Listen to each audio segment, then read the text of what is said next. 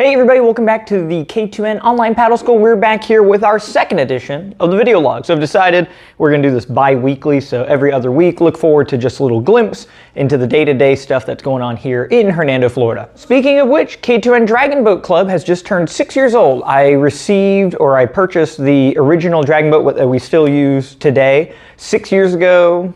In June. I think the first club practices started in July. It took me a little while to find people to fill the boat, but that's kind of the start of the whole story. For most of the paddle club practices that involve small boats, I provide 4 small boats that I can haul on the top of my vehicle. Usually we have the tandem boats or the individual long boats that are on the top. My wife had the idea that I should film loading and unloading the boats on the top of the vehicle as well as the paddles in the back of the truck. So you'll get to kind of see what it's like from the perspective of a club organizer, of some of the behind the scenes that goes into some of the general aspects of what goes on running a club. A lot of these video logs will begin centering around some of the day-to-day practices that we have here in Hernando. Right now we're 6 days a week. We used to be 7 days a week, Monday through Friday at 5 p.m. for about an hour, Saturday, Sunday, 9 a.m. for about 90 minutes. And then with the Florida summer heat, usually we go out around 8 a.m. on the weekends. Right now, alternating every other Sunday, I'm coaching down at Clearwater Outrigger Canoe Club as the head coach. While paddling 7 days a week, there are still times where I try to go out and paddle on my own to get structured workouts, and that is the main basis of this video today.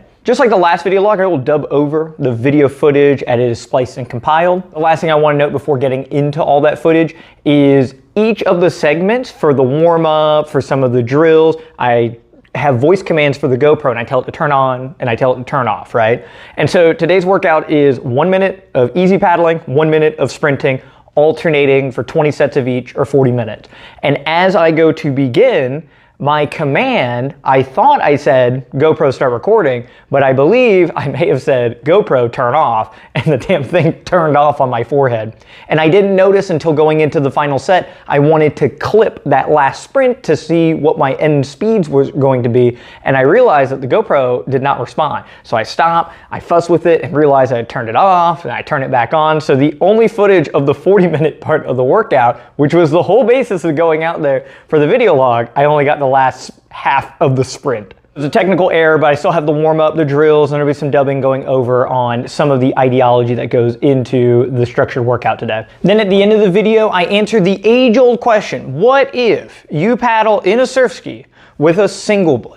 So there's a lot of things that go into why that's not a great idea. The seated position with your heels at butt level. The paddle is always too long with a single blade as you command it next to you because you're seating inside of the bucket. But overall, I was still able to manage some pretty good boat speed in comparison to a USCA spec marathon canoe. The hull itself is so much faster. You have the rudder. So ultimately, I feel like that boat's potential is still faster just because of not having a width restriction. But in the world of even an outrigger canoe, having a higher ergonomic position and more leverage overcomes the AMA. So it's just a fun way to end the workout and give you guys something to watch and try to test the imagination of paddling a Surfski with a single blade. It may be blasphemy, but if the boat speed's still there, maybe it's not all that bad. So without further ado, let's check out some of that training footage. So here we are, unloading some boats. I got 4 boats on the top of the vehicle, but they're not the right 4 boats. I got to take them off, put them away, and put on the right 4 boat. This happens all of the time. It's like musical chairs with 20-foot carbon fiber canoes and kayaks. You can see the 5 AMAs I have strapped in the back there, and we'll get a close-up view of everything else that's back there. But this is kind of the little day-to-day that goes into running a club, right? It's not just showing up and running the show necessarily. There's a lot of behind the scenes that goes on. Boat maintenance will be another thing that we'll try to go over in the vlogs here from the perspective of an amateur, not professional. It is Florida. I am sweating and I'm only halfway done. So this is the second half. It is like 105 degrees out. So all the dragon boat paddles got to go back in. Putting in the outrigger paddles, all the yakus, and then the miscellaneous long stuff like the sprint canoe paddle and a kayak paddle. And that's the pre-workout. All right, this first part of the video here is dedicated to my friend John Radford, who takes a world record amount of time to park his vehicle and get on the water. So right here, this clip is about 50 seconds. So opening the door, unlatching. I'm not running. I'm not sprinting. This isn't for my own personal record. I'm just leisurely getting to the water. I got my paddle right there specifically. I grab it, put the boat on the shoulder, start walking down, got to weave through some of the fences here. The red vehicle belongs to a couple of our club members who are out there on OC2, and I was hoping to hunt them down while I was out there doing the intervals today.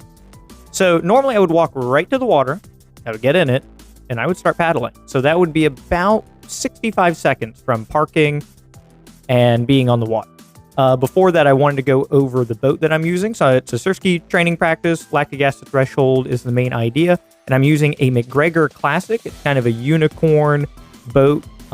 There's not many of them here in the United States. You can see it's super sleek in the nose. It is a flat water rocket. It's kind of like an Olympic sprint kayak, like quadruple XL. So you sit on top. It's a little longer than the sprint kayak. And overall, there's more volume in it, but it's a pretty tippy vessel. I really enjoy it for the lake here, especially on a day like today where it's like completely flat. So super, super narrow, mega rocket boat. First thing's getting into the water and making sure that you drench yourself. The amount of energy it takes for your body to create sweat is pretty high. If you do that work for your body right off the bat, you save yourself quite a bit of energy. In marathon running, you'll see the runners dump water on their heads. Same idea. So getting out, perfectly flat, super nice, easy, calm water day. I'm using a 208 centimeter paddle.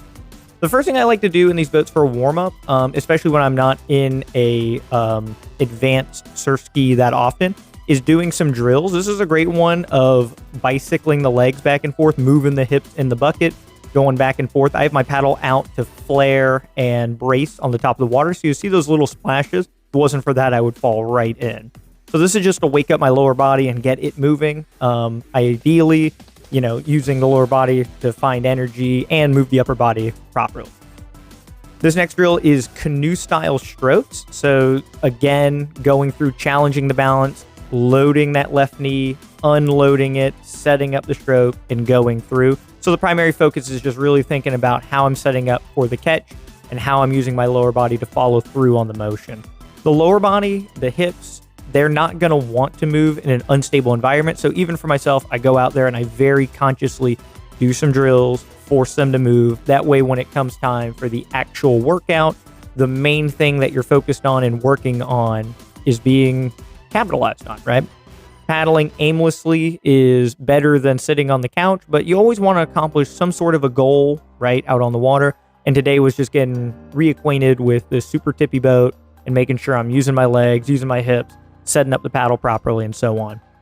So I have my larger blade on here as well. This is the 760 size Braca 11, and I have it at 208 centimeters.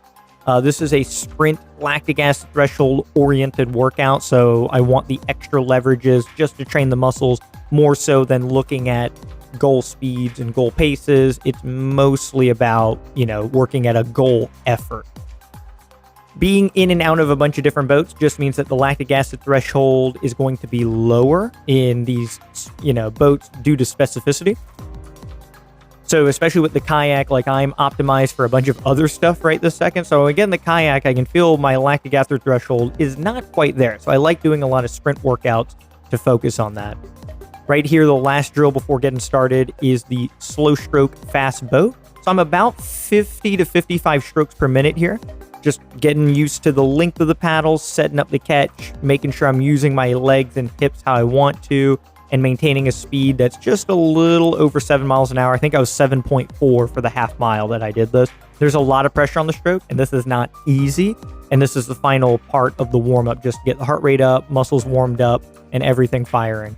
Ideally, with the actual workout, it is these kind of strokes at a much higher stroke rate. So like I said, I goofed up the actual 40 minutes of footage I wanted to splice in here. So this is the last half of the last minute of the workout here. So it's 1 minute of sprints, 1 minute to recover, back and forth for 40 minutes, right? It is a damn shame I only have 1 minute of paddling, but that's what happens in show business, as they say, right? So the goal here on each of the sets was to hit 10 miles an hour as a top speed. I got pretty close on the majority of them. On this one, via the GoPro, the miles per hour there is going to just eclipse 10 right there. And that was all I had. I was about to die here, and with this little turn, you're going to see the speeds really drop off for the last few strokes before that is it. So that's the end of the workout. Look at that, 40 minutes condensed into like 55 seconds. Isn't that great? So the fun part of the video, so I get off the water here, and I got to switch out my double blade for a single blade. So we got sped up, flying over to the truck here. You can see the back of the truck. Loading this all up was, you know, a lot of fun. Make sure I have all the equipment back to the water. There's our 2 club members rolling in the end of their workout. I believe they did 7.25 miles today. I'm just cruising around for 40 minutes, not going nearly as far. Look at that. They've come all the way in. It's great seeing the club members out paddling on their own, especially seeing their personal progress and stuff. That's the fun of running a club. So here we go. We got the single blade. It's awkward. This paddle is 43 inches, which is 6 or 7 inches shorter than what I would normally use. Being inside of the bucket puts you very close to the water, so you would need a paddle that is like incredibly short. The stroke rate flies up. I think I'm like 70 strokes per minute, just because all the fulcrum points are very short, right? There's not a ton of leverages that you're using. Having your heels up by your butt, it just means you can't lean forward and sit up effectively, so you can only rotate, but rotating and keeping the blade close to you, it's kind of tough, right? So it's not a very ergonomic position, but it's just for fun, right? Coming out here and paddling. So I did a 1/4 mile here, which is from this bait shop building on the right back to the park. And I think my average speed was 7.6 going through this 1/4 mile. Here I got done within under 2 minutes. So this is the last little bit of it. You can see the stroke rate. It's very quick, right? But the length in the water is very short, right? The ability to lean forward and extend the stroke in front of you and behind you is gone. The lever is super short, so everything just happens very quick. It's still faster than, your grandpa's canoe, still being a Surfski and all. But I've always wanted to race this in a canoe class with a single blade, and that might be on the docket just to mess with race results somewhere someday. So this last part of the video is also dedicated to John Radford. So I just got off the water. This clip is exactly 1 minute, right? So once my feet touch the beach, stand up, put the boat on the shoulder, walking up, looking at our club members. I even stop, say, great job on your workout. It's hot as hell out here today. And yeah, this boat is going to get on the top of the vehicle in under 1 minute. Can you imagine getting to the lake, hitting the water, 60 seconds off the water, and you're gone, right? That time management is just amazing. I hope you all have enjoyed this video. Video logs come out every 2 weeks from now, and I hope you guys subscribe if you haven't. And if there's anything you want to see out of the K2N Online Paddle School channel or with these vlogs specifically, just leave a comment, send a message, let us know. Thank you all again. We'll see you in 2 weeks with the video log.